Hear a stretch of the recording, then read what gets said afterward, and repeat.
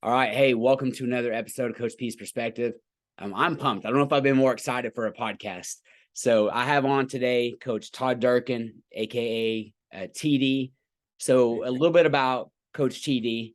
He is literally a coach, strength conditioning coach. He's worked with people like Drew Brees, Chase Daniel, Michael Chandler, who's of course was an amazing wrestler. And then he's the owner of Fitness Quest 10, author of several books. Get Your Mind Right, one of my favorite books. That's his most recent, and it's an incredible book. I love dealing with mindset, so we're going to get to hear some about that. He runs probably, I would say, my favorite podcast. I didn't tell Coach that, but my favorite podcast, The Impact Show. And then he does, he runs a coaching company, so coaching people in the fitness world, but also coaching people up how to become the best version of themselves. So, Coach Todd Durkin, thanks for being on. Coach, thanks so much for the intro, man. I'm looking forward to diving in today. Yeah. So, hey, let's start here. Tell us about your background, where you grew up. And then I know that you were a really good football player. So maybe a little bit about your sports background. Yeah. Thank you, Chad. The long story short is I grew up in New Jersey, youngest of 8 kids, 5 sisters, 2 brothers. And when I was 5 years old, my parents got divorced. So it kind of set a little spark inside of me that when mom and dad split, went separate ways, I think I had to make a decision at an early age to really, growing up fairly poor, not having a lot of money. Sports was big. And while I played soccer at first, I soon found at the age of 10 a lot of success in football, basketball, and baseball. I became a 3-sport athlete in high school and got 11 varsity letters, but my passion really was football. We had a venerable coach, Coach Warren Wolf, who was and has been a huge mentor in my life even to this day. He just passed away recently, but growing up in a football iconic town in New Jersey and dreaming to someday, my dream was to play in the NFL. From the 5 to 25 was to play in the NFL. I eventually accepted a scholarship down to a school in Virginia called William and Mary. I took that over the Naval Academy, West Point, Illinois, Rutgers, a lot of D1 schools, but I like the balance between academics and athletics. And that led me down a circuitous route of, at 20, 21 years old, when I was done with college, what was I going to do with my life?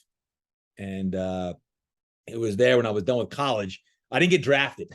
So I was like, what do I do next? So I wasn't done with football. And despite having been offered a teaching coaching job back in Jersey and spending a fall coaching at Brick, which we won a state championship that year, I was just 22 years old. I felt like I had some football, and I went overseas and played 2 years professionally in Europe, in Berlin, and then Amsterdam, and then in France, amongst 2 seasons. And it was there that I ended up hurting my back. And at age 25, my football career was over. 3 herniated discs, spinal stenosis, and degenerative back disease. And Chad, I know you have a story as well, but what I learned at the age of 25, it still fuels me today, 25 years later, is that man, I had a dream from 5 to 25 to be in the NFL. It didn't work out. And for 5 years, I got to tell you, I was fairly lost trying to find my path, my purpose, my passion. I knew I liked coaching. I knew I loved people. I didn't know if I want to go to med school, physical therapy school. I'd already got my personal training certificate, my strength and conditioning certification, my massage therapy certification, but I hadn't found really my niche. And it took me about 5 years to do that. And in year 2000, I opened up Fitness Quest 10. My baby was born, and 22 years later now, it's been a godsend. We've helped thousands of people in 22 years, and our team has certainly grown from a one-man show, me, starting it with no clients, no money, no business plan, to now what it is today. And I have a business partner I recently brought into the business so I could spread my global impact and not just have a brick and mortar studio in San Diego, but try to really change the world in what I'm passionate about now. How did you know? So I know whenever I finished wrestling in college, it was kind of like, what now, right? Even with like weightlifting, like I've lifted my entire life. And I was like, oh, I don't just lift for wrestling. In my mind, I was like that. And then I got done and remember going in the weight room and just like, man, it was almost passionless for a little while. And yeah. So once I started coaching, kind of reignited that passion. But because I think a lot of athletes, when they finish, whether it's college or pros or whatever, they have that little struggle period where they're trying to figure out what's next. What am I supposed Yeah. to be doing? How did you know, like, when you started Fitness Quest 10, how did you know, like, hey, this is the thing that feels the same as when I played football? Like, this is Man, something that, like, I fire. didn't. I didn't. It was like, let me try this and see if it works. I got to be honest with you. Like now, I love football. I love high school football. I love college football. I love pro football. I love all kinds of football. But there was that period when I was done playing after my back injury. I didn't even want to go to a high school game. And I didn't go to games for years. I wanted nothing to do with it. I was angry with the game. It's probably why I didn't go into coaching football right off the bat, because I felt like, I still had more to go, but then my back went out. And I went down this path, Chad, for several years to try to heal my own back pain. When I got diagnosed with 3 discs in my back, I was taking Vicodin. I couldn't get off Vicodin. I was in pain. I was like, man, what am I going to do? And I think I lived in 13 cities in 5 years, training under gurus and healers and coaches and doctors and osteopaths and Reiki masters, and you name it, I did it. And it was really to heal my own back pain.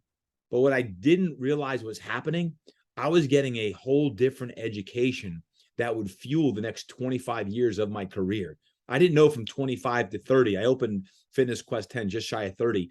I didn't realize all of that, despite it being for selfish reasons to heal my own back, I was learning way more than just getting my master's degree in healing. And that's what I ended up getting my master's degree.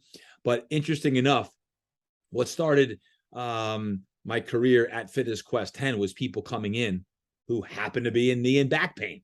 Yeah. And that's how I got my start in pro athletics, is one of the San Diego Chargers. It was, the LA Chargers used to be San Diego Chargers. And this big dude, 6'6", 330, comes in the door because he had a bad back and he heard I work with bad backs. The next thing I know, I'm the sports massage therapist for the San Diego Chargers. That led me to LaDainian Tomlinson, the then first round draft pick for the Chargers, whose quarterback happened to be Drew Brees. And I trained Drew for all, 20 of his years in the NFL. I still train Drew to this day. But it's interesting how sometimes your pain becomes your purpose. I didn't realize it, to answer your question. I didn't realize it when I was starting Fitness Quest 10 that was my path, and that was going to be the next 25 years of my life. And interesting enough, it was a back injury that really led me to go deeper and deeper and deeper, because if you've ever been in pain, pain. And I have an empathy and compassion for not just athletes in pain who are, gosh, I got an MLB guy right now overcoming Tommy John surgery. I'm with him physically doing his training. Fighters, as you know, are always in pain. But there's a lot of just Joes and Janes out there of all ages who are in pain. And part of my whole evolution as just as a person has been in the physical and the mental aspect of peak performance. And peak performance is physically training, but mentally training to perform at your highest levels as well. Yeah, it's amazing how, many times in life we'll go through something, right? We go through a struggle, wonder why we're going through that struggle. And we can't see a time, but when we look back, right, hindsight's 2020. You look back and you can see how God lined it up, right? The path. But in the midst of it, it's tough. In the midst of it, you don't know. 100%. 100%. And we forget it. Because I got to tell you, there were some 5 years of lost years. When I say living around the country, I wasn't living in Taj Mahal. I was sleeping on people's couches, having no money, putting $3 of gas in the beat up old 1987 Volvo with the velour hanging down because I didn't have more than $3 in my wallet. Looking back, man, those were the best days. You find a way to get things done, and you're just trying to connect with people who you believe can help you. And whenever you're going through a tough time, always in hindsight, you look back and say, oh man, that really opened up a different route for me. And it did so much. And I think, we have these sayings, right? Embrace the suck and paying the purpose, all these things. But no one wants to go through tough times. No one wants to go through the heartaches. I mean, I don't either. And it's tough when you're going through them. And there's a lot of people going through tough times right now as they listen in. That's where I think faith comes in. And for me, it's always been a part of my life. It's more of a part of my life now than it ever has been, just in even my own evolution now as a coach, as a trainer, of just how do you continue to evolve as a person, as a father, as a husband, as a coach, as a trainer, as a life transformer. Like, I'm always asking myself, like, how can I do a better job impacting more people? And that, so it's interesting when you look back, it's always in the hard times, and those hard times might last 6 months, they might last a year, they might last 5 years. We don't like hearing that, but it's always a big change around the corner when you can embrace it. Absolutely. All right. I love strength and conditioning, one of my biggest passions, but I also love mindset. So as you're working with these athletes, I mean, we're talking top-notch, world-class athletes.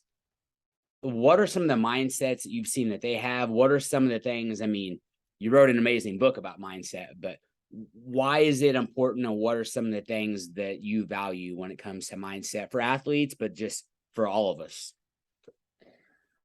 To answer your question, as far as the athlete is concerned, there are a lot of physically talented men and women in the world playing at high levels in sport. What separates them? Yes, there could be some physical aspects, but I also believe it's some of the habits and things that one does off the court, off the field, off the pitch, that's going to help them stand out. Mindset, no doubt, is a huge aspect. Because when I look at lifestyle, when I look at nutrition, I look at mindset, I look at physicality, the physical conditioning, and you stemming all the way back to the beginning of my career, when I had some legendary workouts with the LTs of the world and Reggie Bushes and Carson Palmer, Aaron Rodgers and Drew and Sproles and these guys, like legendary workouts. But when I think back, honestly, they were hard workouts. But really, what set it up was they were training with other athletes who brought the best out of them. They were dealing with a coach, a trainer who was constantly, I would not let them off the hook when it came to settling for mediocrity or being average. It was like, what are you doing that's different than everyone else? Because last I checked, everyone's training hard. Everyone is out partying on the weekends. Are you going to make the choice not to drink alcohol or go out and go to Vegas and do stupid stuff? Or when it comes to relationships, I often say, you're as strong as your weakest link. And when we look at the whole comprehensive athlete or person, mom or dad, it's like, if you're not doing right off the field, then it's going to affect your on-field performance eventually as well. It'll catch up to you. So some of those mindset hacks and mindsets I have, you would think that pro athletes, those that haven't dealt with them, if you're listening in, you'd think that they're just wired to perform at the highest level. And frankly, they're not all wired that way. They need a lot of get your mind right habits on a regular basis, and whether that be motivational texts, listening to podcasts like yours, Chad, help them dial in. I mean, I had an athlete last year, he's a quarterback for the Denver Broncos, who struggled last year mentally. This is an NFL pro quarterback, and he's reaching, he's struggling because of he's focusing on the 2 plays he didn't do well versus the 48 plays he did well. And it's affecting his whole performance. Now, these are highest performers. Or, if you got a guy like you mentioned, Mike Chandler, who, he's performing at the highest level in the UFC in the lightweight division. But years ago, when he was with Bellator, remember, he lost a fight. And to overcome when you get knocked out, it's in your head. It's almost like, how do you use this negative experience to fuel your fire so that you can get your mind right? Some are motivated by fear. Some are paralyzed by fear. How do you turn that around so that it's going to fuel you in the right way? The mindset of the best in the world I've seen have the ability to compartmentalize like different facets of their life. And when it's training time, it's training time. And when it's time to work on your relationship or your family or your business, your off the field business ventures, then do that, because you can't always be on. Right. And part of the key to being on is being off. And I teach this to my clients, is the ability to be able to turn it on and turn it off. We flip the switch. Hey, when it's time to flip the switch, you got to flip the switch and you got to go. You got to roll. Same with training. Like, you can't come in and just train average just because you're showing up. Let's really use that 1% rule that we have is, what are you going to get better in today? Let's work on the fast twitch. Let's work on the 3D motioning, whatever it's going to be. But those are some of the mindsets that I've seen with some of the athletes and clients that I've worked with. Yeah. Whenever you listen to your podcast, reading your book, hearing you talk about mindset, it's impactful. And I know for me as an athlete, and I have a lot of athletes I work with mindset things, but I know even 10 years ago, we didn't focus on mindset like we do now. Yeah. It was weird. It was almost taboo. Now you were probably working with athletes on mindset at that point, but I was, but I really didn't realize it. Yeah. Right. So, right. You're always, I've always been a mindset guy, because I think I'm wired to be more positive and optimistic, but I really didn't realize that in the beginning of my career. That's how I was wired. I think that's why they kept coming back, because you can go to your own, NFL or Major League Baseball strength and conditioning coach or whatever, but they kept coming back. But I've been enamored with lately, Chad, is when you talk about mindset, is actually the mindset of success, and how the mindset of success could actually be dangerous. Let me explain. Yeah. Because it's just something that's been on my mind lately, is because when you fail, any of us, when you fail, no one likes to fail. So what do? If you fail, you feel like garbage, you're probably going to go out and try to correct that. You're probably more motivated to be ticked off to say, it ain't happening again. I'm going to go out there. In business, you have a failure. You're like, no, right? You might feel sorry for yourself for a day or two or a week, but can't happen. But what happens when you've been successful? What happens when you become a fat cat? LaDainian Tomlinson told me this in 2006, and I didn't understand it until recently. He asked me after 2006, he had just won the NFL MVP. And he said, Todd, what's next? Yeah. We've been training for almost 3 years for me to become the best in the league. I just got MVP, and now I don't have the motivation that I had for the last 3 years to train at the level we've been training. And I didn't understand, like, what do you mean you've been training to be the MVP? Yeah, we've been trained to be the best to ever play the game. That's what he told me. I want to be like Walter and Emmett. And I didn't understand it. Like, we get back to work. But recently I've understood that, because when you start to attain success, what's next? How do you find the new fire if you've already had some success, or you become a champion in your league? I don't care what level, or there's always another next level. But what if whatever level you set, you're at the top of that, and you got to find a new level? Mm-hmm. It's interesting, because some people are motivated by success and some are motivated by failure, right? Like, to not fail. Like, I don't want to fail, and the fear of failing is going to motivate me. And some are driving to success to reach a certain level. But what happens when you reach it? Because you have a coach, an accountability partner, a teacher, or a therapist, whatever it is that helps you get to that. And you ever realize this? When you hit certain levels, it's a little uncomfortable. Like, it's about the drive. It's about the process of getting there. And then once you're there, you're like, oh, shoot, this is a little scary. It's a little uncomfortable. Like, everything's working well in my life. And you start looking around like, maybe I sound crazy, y'all, like thinking like, what is it?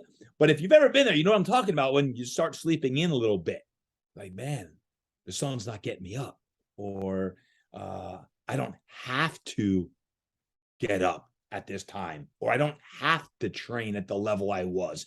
Or I've got enough money to be cool. Whatever it is. It's again a mindset of, how do you keep propelling yourself to the next level? That's something that I've been intrigued with the last couple of years. Love this. I love this thought process. Yeah. We want to say standards over feelings, right? Like, you don't always feel like doing it. You do it anyway. But so as you've been pondering or thinking about this, what's the answer? Whenever like you said, whenever you become highly successful and you start to lose that motivation, let me back up at the most basic level. Let's just say somebody want to get to the NFL, right? The goal is not just to get to the NFL. The goal is to get there and then to do well in the NFL. And then how do I stay there once I get there? But let's just say you went in, you won the Super Bowl. How do you stay on top and keep your fire? What are your thoughts on it? But maybe the goal is to get to the NFL. Like, it's goal is the right, like, it's whoever's goal. They might be like, I want to be a starter on the high school team. I got kids I still train, like these high school kids, freshmen. Like, I want to start on the high school team and I want to earn a scholarship someday. Or, man, I got my son competes right now. He's competing for the starting job as a college quarterback. I just want to get there. That's his job. His goal isn't to play in the NFL. Yeah, it's a dream, but his goal right now is right in front of him is to be a college starter, right? So for those who have a dream to, get to the NFL or get to the women's soccer league or whatever it is, whatever they go, I want to start a business. What happens when you get there? To answer your question, and it's a good question, Chad, and I it's the start of probably another book, but how do you find your true essence that fires you up from the inside versus the outside? Like, what truly brings you fulfillment? I think all of us are seeking fulfillment, peace, joy, happiness. We want that in our relationships, our family, with our finances, with our health and fitness. Like, we want to feel like we are really maximizing our potential. For me, as a man of faith, the thing that I keep coming back to is, at the end of the day, what do I want?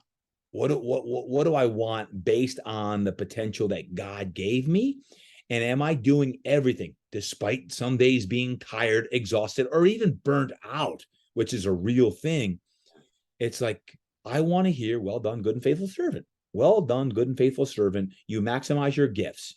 So while some would say, man, Todd, you created all these things or wrote these books or Fitness Quest 10 or this or that, I'm like, you have no idea what's still inside of me, because in my mind, the best is still yet to come. I don't want to be defined by, I created a world-class gym or I wrote X amount of books. I want to do something legendary and iconic. And that's what's inside of me. Starting like, what is that? I don't know yet. I'm seeking that. Like any of your listeners are today. It's like seeking your best. And whether it's in business, whether it's in that, it's going beyond success. And it's, for me, it's significance.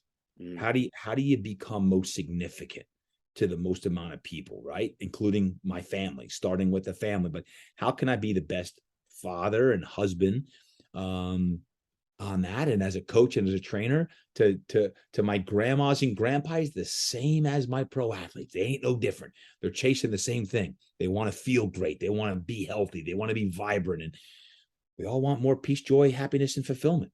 And that's one of the things that in this process, especially lately, I've been sharing with my books and the podcasts, and that is that seeking fulfillment and that seeking your most potential. I look back, I'm like, well, that's what I've been doing with my athletes for 20 something years, is helping them maximize their potential, physically, mentally, emotionally, spiritually. Seek your best self, become your best self. Ultimately, you make the decision of what you want to eat, drink, train, who you're hanging with, who you're dating, who you're marrying, who you're not marrying, whatever it is. These are decisions that we make, and a string of good decisions over time allow you to keep stacking wins. And when you can stack wins, man, good things happen. Man, I love it. One of my favorite definitions of coach is a person who takes someone from where they currently are to where they want or need to be. Right? So where they currently are to where they want or need to be. And you do that over and over and over. You do that with athletes, but then you also do that at Fitness Quest 10. You do that with the clients that you coach. What are some of the strings that connect? What are some of the principles of success or universal principles you found that work everywhere, right? So whether it's as an entrepreneur, whether it's working directly with your athletes, what are some of those things? And I feel like there's some acronyms coming. You're like the absolute master of acronyms. So what are some of those principles of success that are a little bit universal that we can apply in various areas? Well, one of the principles, get your mind right. Because if your mind ain't right, nothing's going to happen. Like, mindset is a huge aspect. So my thing that I've been after is, how do you get your mind right when your mind ain't right? Because most people's minds ain't right. Or, hey, let's say you feel great right now. You're listening to this podcast. You're fired up. You just started running because you haven't run in 6 months. And now all of a sudden you're feeling, Chad, and you're like, man, I got to start picking up. But in an hour from now, all of a sudden you might feel like garbage, or you might be down. It's like in a day, the oscillation is so high and so low these days. It's how do you get your mind right when your mind ain't right? How do you listen to more podcasts and more podcasts and dial in your eating and who you're hanging out with, all the habit type of things. But some of the principles besides get your mind right, heck, I wrote the whole book on it, is first, another one is dream big and attack your fears. Dream big and attack your fears. You got to have something you're dreaming about. Got to have a dream. Got to have a dream. What's your dream? I don't care if you're in middle school, or you're in college, or you've been in the industry for 3 years or 50 years. Got to have a dream. One of my clients, Pastor David Jeremiah, he's a pastor of Shadow Mountain Church here in Turning Point. He's on TV every Sunday. You probably seen him if you turn on TVs on Sunday. He's 82 years old. He's coming out with another book here this fall. And every year he writes another book. And I'm like, Doc, what keeps you going? I train him for the last 7 years. I'm like, he's like, I'm fired up to share the word with as many people as possible, for my time is up. I'm far from done. I'm like, dang, that inspires me. So I think we all need to have dreams, and we can't let fear paralyze us. It's got to propel us. So, attack your fears on that. A principle: habits will make or break you. You're as good as your habits. Learn that from Coach Wolf. Habits are everything. Another one: master your time, energy, and productivity. Got to master your time, energy, productivity. So I wrote a whole chapter in that, and Get Your Mind Right, about how can you master your energy. People are like, hey, I need to get more productive. I need to produce more. I'm like, okay, let's open up your calendar and let's see what your calendar looks like. And where are you wasting time? When are you producing your best work? And if I was to audit your time, once a mentor once did to me, and put a value to your time, how are you using your time?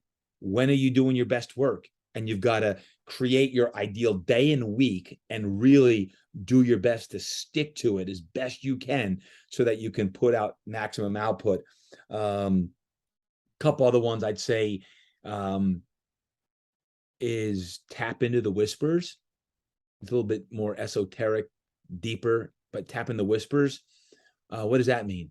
That means your gut, your intuition, your spirit. So why is that a principle to success? Well, because if we just use our head to make decisions, you're basing your head just on, let's say, a business plan.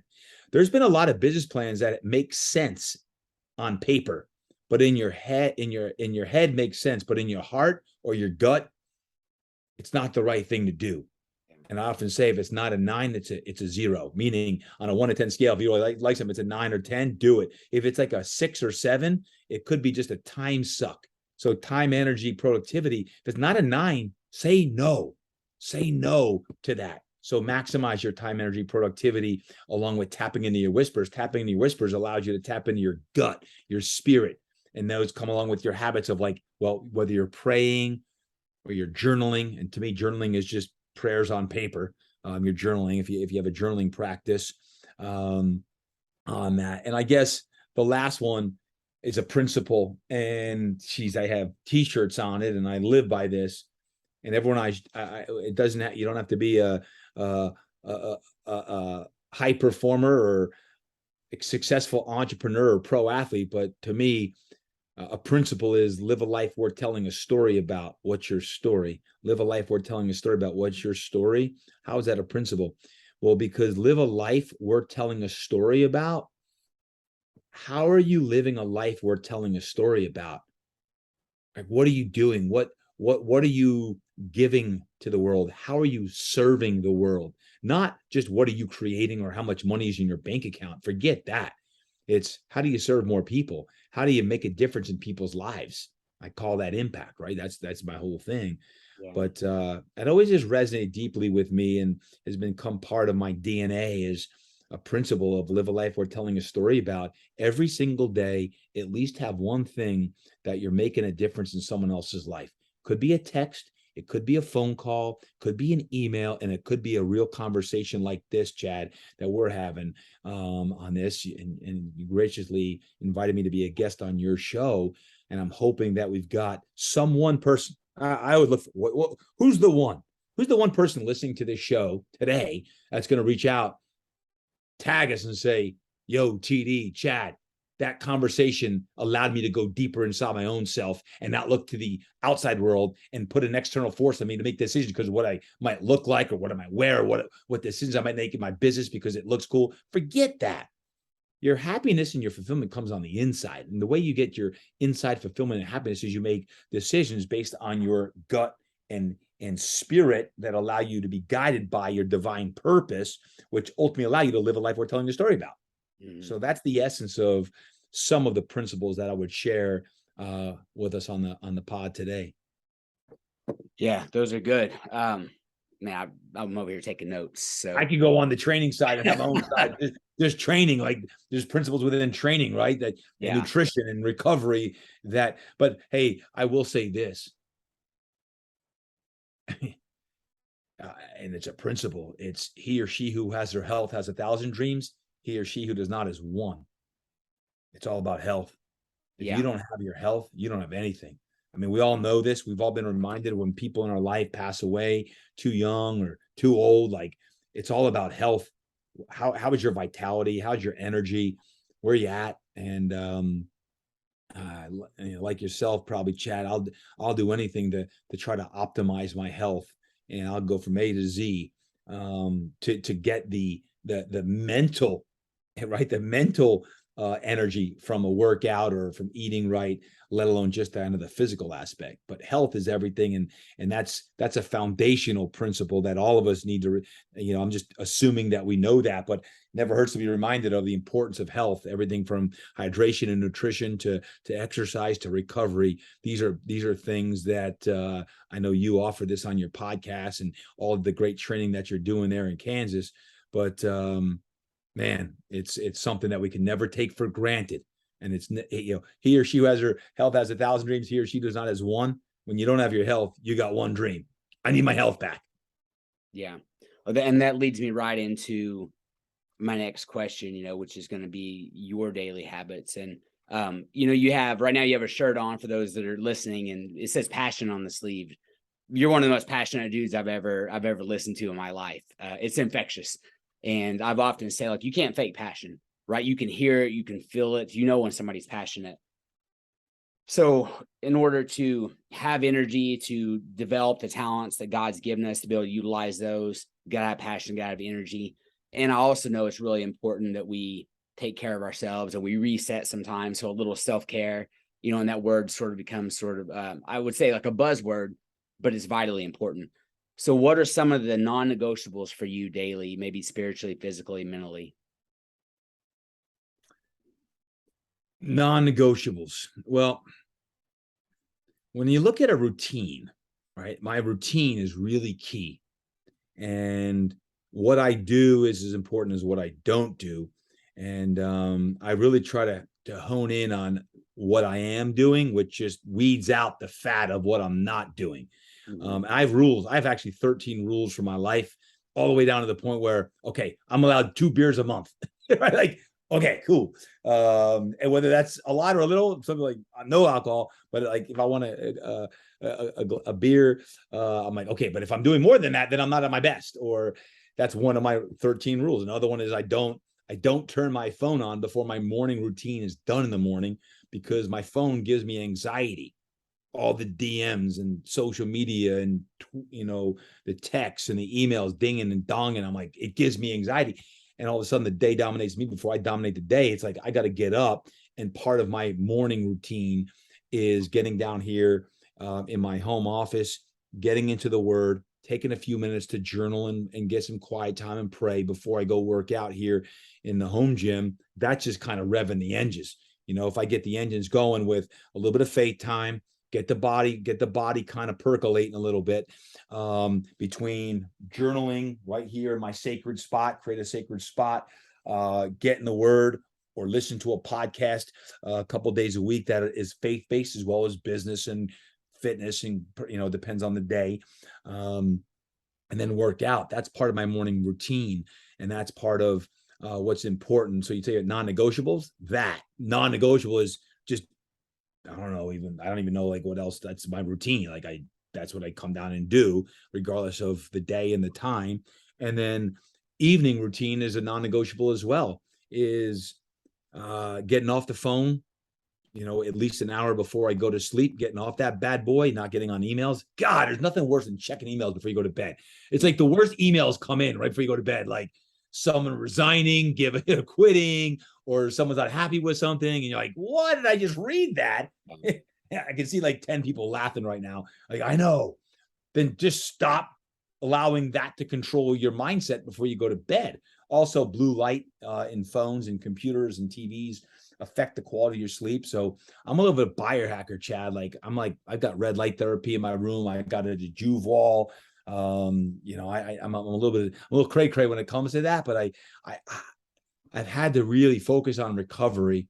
And the non-negotiables is the nighttime routine is important. The evening routine is important. And I guess a couple more is, man, I'm very careful of who comes into my life or how much time I allocate toward what I'll say is an energy vampire.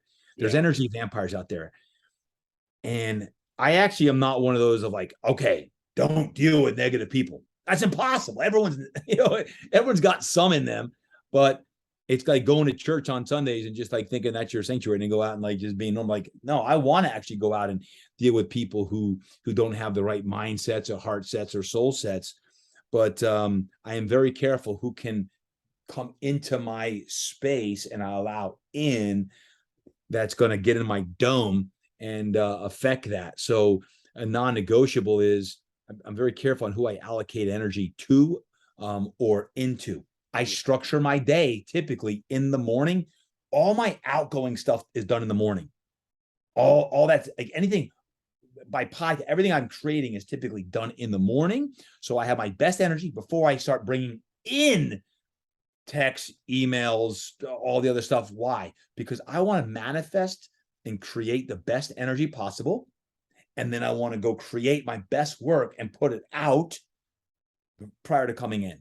So I do my best to do that. It's not always perfect. And of course, things come up or I got to react to a fire here and then. That's called life. But I try to structure my days that the majority of my content is done in the AM to go out. Most of the calls I schedule, my coaching calls are done earlier in the morning. So my best energy is done prior to versus hitting that mid-afternoon lull or not feeling like that. And then I'll later on do my incoming work, if that makes sense. Yeah, absolutely. Ideally, that's ideal. Yeah. Now, I want to make sure, like when I was writing my first 2 books, it was done between 9 p.m. and 1 a.m. It was like I was training people all day, and I was like, okay, I'm not going to train people. It was like I had to. I was still in that phase of my career that I just sucked it up and I did it and was operating on 4 or 5 hours sleep. I wouldn't recommend that. But it was what, it is what it is. And sometimes you got to adjust. But now at this part of my life, I try to allocate the schedule, and that's a non-negotiable. I try to do my best to bookend my days with some quiet time and best practices. Yeah. All right. I'm a little bit of a biohacker too. So I would be remiss if I didn't ask you. You can just throw out a few, but what are a few of your favorite supplements for recovery? What are a few of your favorite recovery tools? How deep you want to get? Hey, I'm a nerd with this stuff, so as deep as you want to get. I'll just start up with a bang. I mean, I'm getting stem cells. I'm getting my 3rd round of infusions of stem cells next week as we record this. I'll be driving to LA. The first one I had to go to London. The second one I had to go to Bermuda. Now it's available to me here in the US. And I'm doing that. I started in 2018 more because to protect against brain health, CTE. I mean, in my own career, I've had 5 concussions in my football career, not training career, but my football, I had 5 concussions. And, when a couple of my athletes started doing this to prevent CTE, I was like, I should probably do that just from an overall health and vitality standpoint. But now after, 2 knee replacements, a right knee and a left knee and a cleanup, I'm like, I'll do anything. and I'm doing my third infusion of stem cells next week. So I touched upon it a little bit in my Get Your Mind Right book, but I've become even more proficient in discussing stem cells and where we're at, and I think soon enough it's going to be readily available in the U.S. And the price will come down, and I think it's in another decade from now, it's just going to be part of our overall health. So that would be the deepest one. Like, that's the craziest one. But I already mentioned one, the red light therapy, Juvewall. I use a red light therapy. I've been using an infrared sauna forever. Supplement wise, people always want those supplements. But some of the not crazier things, but some of the non-traditional things that people might know about or not know about. Like, one of them is the BP 157 peptide. I use peptides. I wanted to know about that. I saw it in your picture, and I've been studying it a little bit. And yeah, listen. 2021, 6 weeks after I had my second knee replacement, my back went out. Like, my back was killing me. I'm like, what is going on? I just had a knee replacement. Well, long story short, I'm bow-legged. I look like I just got off a horse in Kansas, right, Chad? So they corrected my bow-leggedness. So by taking that out, they straightened my legs. What they didn't realize is, remember I told you in the beginning of this show that I had a back injury, 3 discs and spinal.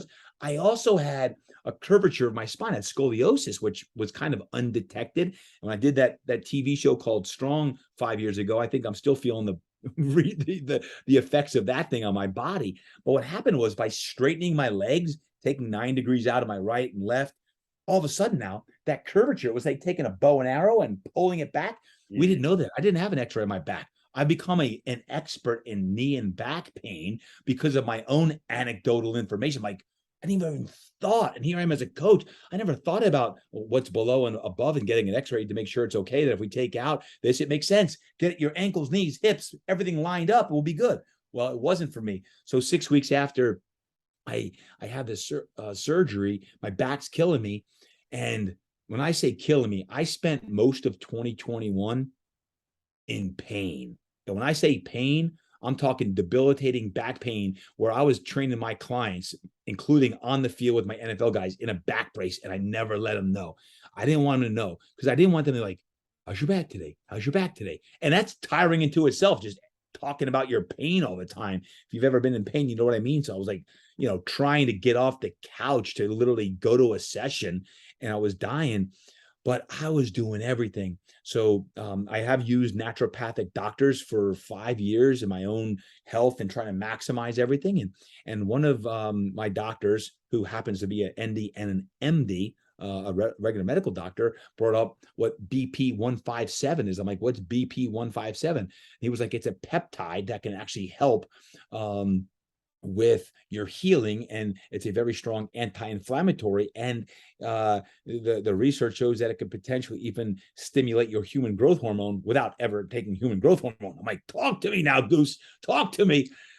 So since 2021, I've been taking a peptide, and there are different types of peptides.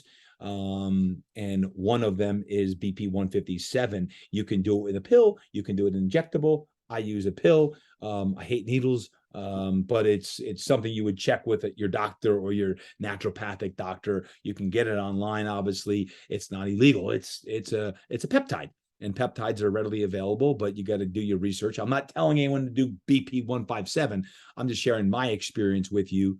And I'm actually just went through my whole healing process. I'm coming out with my podcast episode on all of the things I'm doing. That's one of the other ones.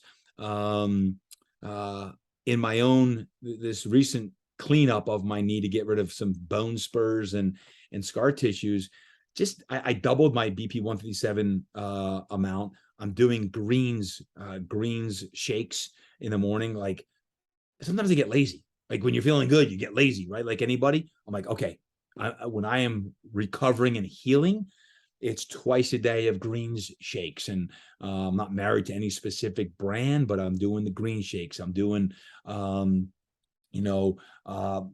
collagen protein. I'm doing bone broth. I'm doing BP 157. All these things are things, along with, again, the red light therapy and the stem cells, that are going to hopefully not only stimulate human growth hormone to help healing, but also just to help with anti-inflammatory aspects of my body, stress, which is really big, right? And the other one that I've been recently after in discussing in depth with a nutritionist is just about gut health and how most people need better gut health. So I've been very conscious lately about trying to get my probiotics, and that could be through the greens, which have probiotics, but also either kefir, sauerkraut, which this nutritionist has sauerkraut every day. I'm like, I'm not eating sauerkraut every day. I'll have some Greek yogurt every day, or I'll have some kefir every day, but I'm not having sauerkraut every day. But gut health is a really important aspect, and I've been trying to hone in on that as well. All right. So for those who are not nutrition nerds, I was zoned out. I was locked in right there. So that was good stuff, man. That's just the healing aspect. That's not even okay, now it's time to go work out.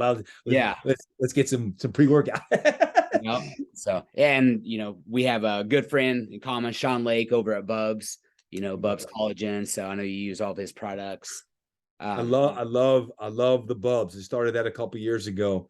And not only when you study collagen protein, and they have MCT oil and like the gummies for the apple cider vinegar, not only is it a great product, you always want the highest quality product. I love that they give back. Yes. Bubs, 10% of all their stuff they give back to charity. So besides being the best in the business, they also give back, which just from a philanthropic standpoint, I always love as well. So yeah, shout out to my friends over at Bubs. Yeah, absolutely incredible company, incredible products, and like you said, just doing good things. Okay. Yep. I believe that everybody has God-given gifts, right? And it's our job to use those talents well. The parable of the talents.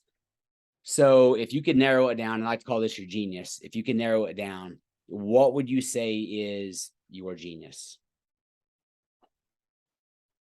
My superpower, I guess, would be my positivity and energy, and they go hand in hand. I call it contagiasm, contagious enthusiasm. It's real. It's authentic, but it's also real and authentic because I do work on that.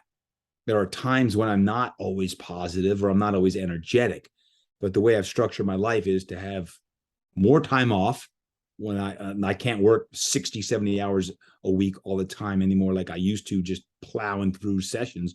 I'm very, very calculated with my workload, so that when I'm on stage doing a keynote, which is one of the things I love doing, is my motivational talks, I want to be on fire. I want them to feel every corpuscle of my body. And part of that is how I approach a talk, or if I'm doing a coaching session, I want to be so poignant with my energy that they can feel me through a screen or live, whatever it may be. But I think that for me would be my energy. If someone said, what's his super energy? And my positivity.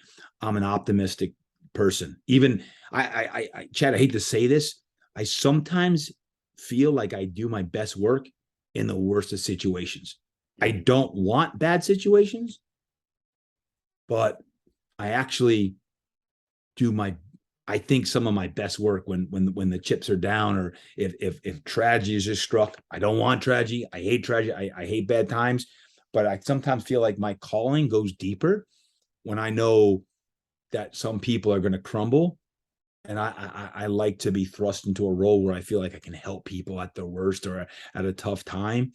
And over the years, interesting enough, I get put in situations where I'll step in when someone's going through a tough time. And I really enjoy and love, and I'm grateful for the ability to inspire people at just the right times. Mm-hmm. Yeah, that's a God-given gift right there, man. And like you said, I mean, you work on it too, but yeah, you are Energia, right? Energia. Yeah, Energia. I don't like I want to make sure. I don't want bad times. I don't like good times. I like when I'm just training, I'm doing my thing, and everything's good. But hey, listen, if there was a few years ago, we had a fire in our community. We lost almost 500 homes. Fitness Quest 10 became a sanctuary for all the people who lost homes. And for months and months, you got people just going through hell and back to rebuild their lives, let alone their homes. And, when you've been around the block long enough, you see a lot of people, not just clients and members, but people in your communities pass away, tragedy, suicide, all of that. The stuff that's real. This is reals now. I want to be around when the things aren't right. I want to be there. I don't like it. I don't want to be the guy that, shows up when something bad happens, but I want to be that guy as well that gives somebody a hug when they most need it. And I feel like sometimes I'm doing my best work. Now, I got to be clear. That's also exhausting. The pandemic about crushed me because I was trying to save the world. That's part of the reason my back broke, is just putting the weight of the world on my shoulders. That's why faith for me is important, because you do it alone, man. And it can be exhausting. It can be tiring, but when you show up, and you got to show up as your best self, and energy creates energy. And I'm either going to choose to be positive, or I'm going to choose to be negative. And last I checked, I do not like being around negative energy. It's a suck. I'm like, don't be a sucker. Don't suck energy out of me.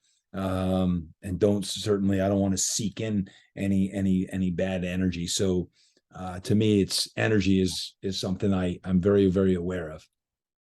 I love that energy creates energy. I'm just talking to one of my former athletes about that the other day. And at the most basic physical level, you can feel that, right? Like you're having like the hardest workout and you kind of get in the zone, you're going, but somehow it's almost like you're more energized off of that. Yep. It's a beautiful thing. 100%. That's why training is crucial, especially when you get one or two, guys or gals with you training. When you're with a partner or two every now and then, it's good. It's good for the soul. You push each other, you laugh, you talk a little smack. I was with a couple athletes yesterday. I was talking smack like I was a pro athlete. Here I am, like, 25 years removed. They're like, you still talk a great game. I'm like, you better believe it. That's what keeps me alive. Like, right. It's fun. Like when someone talks smack to you or back, it kind of keeps you going, right? You need a little bit of juice in the tank. So if you're missing the juice, you're missing that spark, get a coach like Jack, get someone who's going to give you a little juice. And if it's once a week, 3 times a week, every day, find people who are going to juice you up and jack you up and, get the energy going, because you don't want to go to work and feel like, oh man, this stinks, this job stinks, or go home and family and you're shot, you got no life left in you. Yeah, you're going to be tired. You can't stay tired. You're going to get tired. Just don't stay tired. Get inspired, and that'll overcome being tired. Yeah. You mentioned keynote speaking. That's something that lights my fire too. I love keynote, but man, you are phenomenal keynote. So make sure I throw that out there and let you know that, I've got to watch recordings and videos, and you need a little juice to jump on the bike or do a workout or something. Throw on some TD and you're going to get it, guarantee it. So thank you. Thanks, yeah, you bet. So there are a couple of kind of closing questions I always like to round this out with. One is, we often ask people like, hey, what's the best advice you've ever received? Which I think is a great question, but I want to ask this. If you were to give yourself advice right now at this point in your life, you're talking to you, what advice would you give yourself right now? Trust God even more. Trust God even more. Yeah. I just don't know why. Like, I've been around the block a long time, and I just got to trust God's word even more. Yeah. Sometimes I try to use my own intellect, my own heart. It's like, what does God want me to do? And my own advice. I mean, this is just Chad, as I'm talking to you, and you asked that, you didn't ask me these questions in advance. It's just, for me, I got to put even more faith in God and stop worrying about all of the outcomes of all of the what ifs. And as I try to scale impact and reach more people, you know what?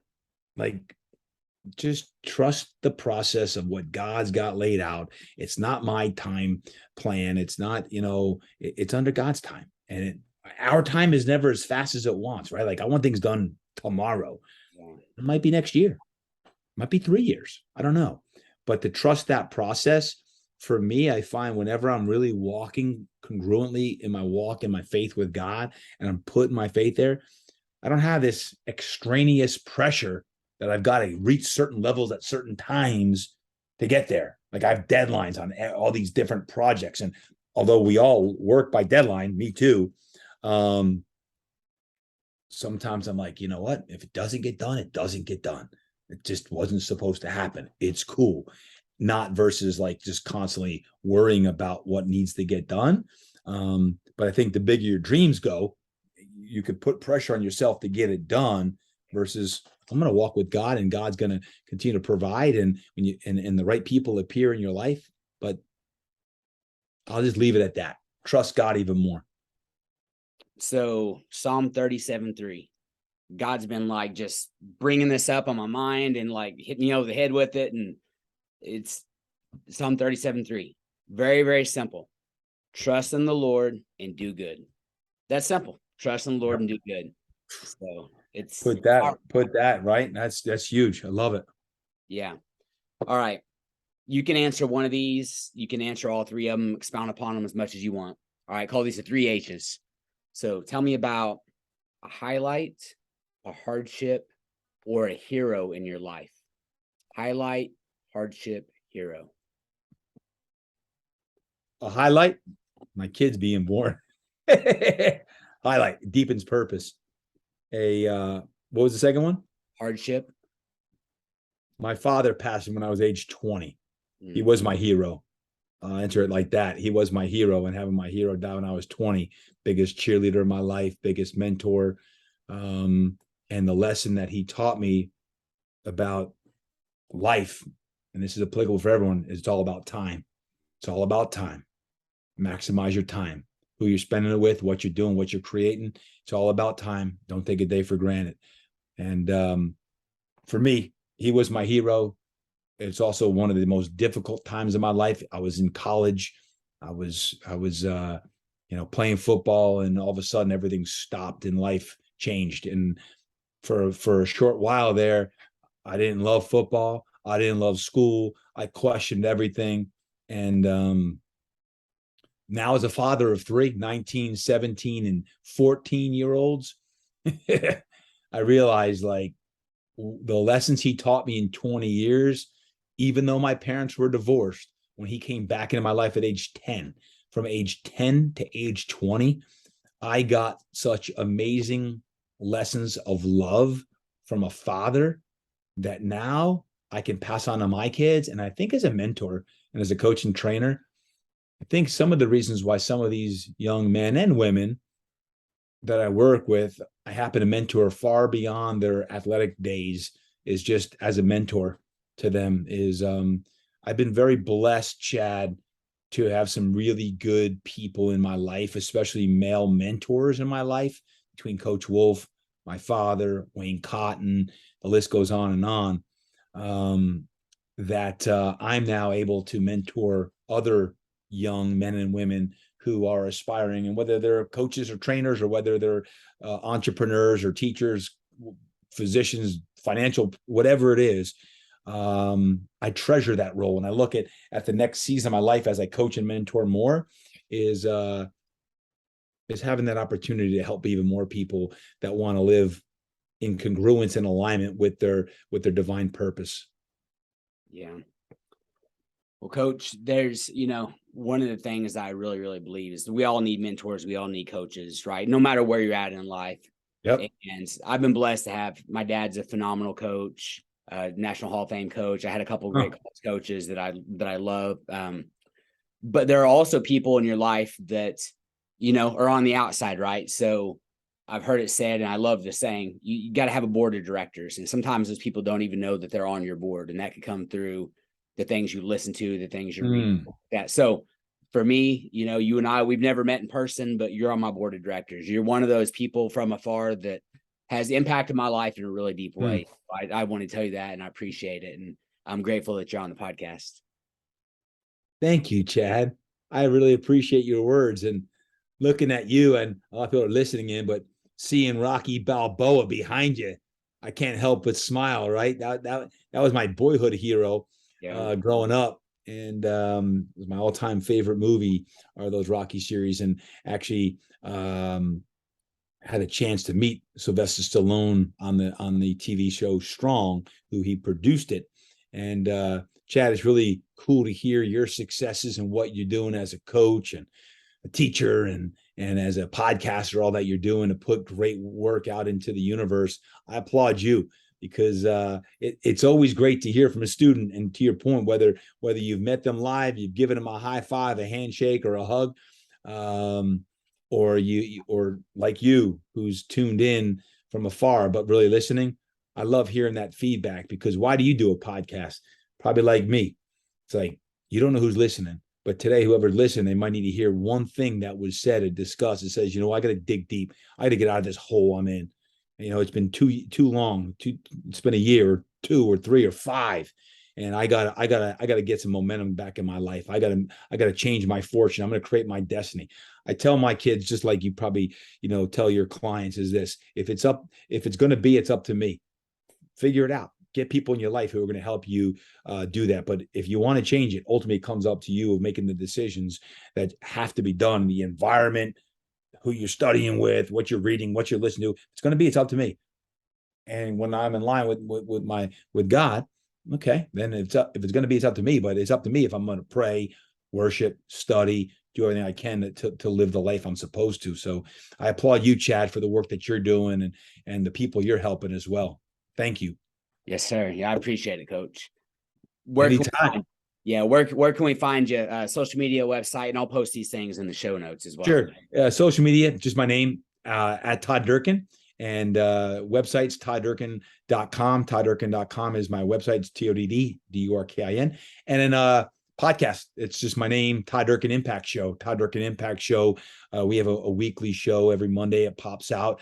And anywhere you listen to your podcast like this one, the Todd Durkin Impact Show is something I pour a lot of heart and soul into as well, like you, Chad. So hit me up on social media, tag this episode with Chad, and let us know that you listened to it. I always love hearing what you got out of it, what spoke to you, what resonated, and ultimately what you took action on. Yeah. Now, I have 4 kids. I had 4 children, 4 kids. My oldest daughter is 15. She's driving to school by herself. I got my middle school daughter. I'm driving her to school. Woo! And but both of them, when they're in the car, every now and then I sneak on the Impact Show, right? They don't want to hear Dad's boring podcast stuff. They want to hear music, but I sneak on the Impact Show so they can hear it a little bit. So anyway, that's cool. Awesome. That's really cool. Yeah, you're like the 3rd person a week that's told me that you listen to it with your daughters, and the girls like it too, which is really cool, because I always think, okay, a lot of people are like, oh yeah, it's an athlete, or it's some male or female entrepreneur. But having a daughter myself, man, I want her listening to good stuff. And I had a doctor friend of mine whose daughter listens to every show. She's 17 years old, and he said she never misses a show. And I was like, that's really cool. Yeah. I love hearing that, right? Like you hear that someone's getting some great value out of it. So, Chad, I know you have the same thing, right? And it doesn't matter if you're a teenage boy or girl, or you're a grandma, grandpa, there's great great stuff that you're putting out into the feed here. So keep up the great work with the content you're putting out to the universe as well. Yes, sir. Well, Coach TD, thank you for being on, man. It is a blessing. Chad, thank you, brother. Keep up the great work. Thank you. All right, everybody, it's been another episode of Coach P's Perspective. May God bless you, smile upon you, give you peace. Till next time, we're out.